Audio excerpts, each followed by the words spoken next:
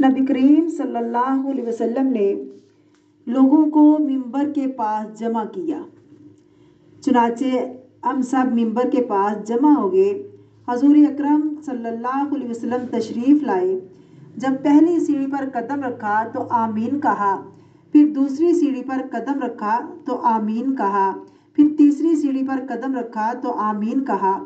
خطبہ دینے کے بعد جب آپ صلی اللہ علیہ وسلم ممبر سے اترے، صحابہ کرام فرماتے ہیں کہ ہم نے پوچھا کہ اللہ کے نبی، آپ نے جو آمین کہا ہے اس کے کہنے کی وجہ کیا ہے؟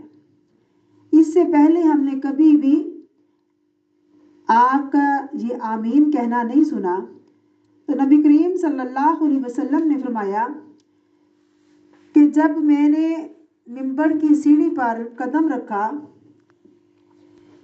تو میرے پاس جبریل امین آئے اور انہوں نے آ کے مجھے کہا کہ اے اللہ کے پاک پیغمبر، جو رمضان المبارک جیسا مہینہ پا کر کے، رمضان المبارک کا موقع پا کر کے اپنے گناہوں کی بخشش نہ کروا سکے تو ایسے شخص پر اللہ کی لعنت ہے، میری لعنت ہے۔ تو آپ نے فرمایا کہ میں نے بھی آمین کہا کہ میری بھی ایسے لوگوں پہ لعنت ہے۔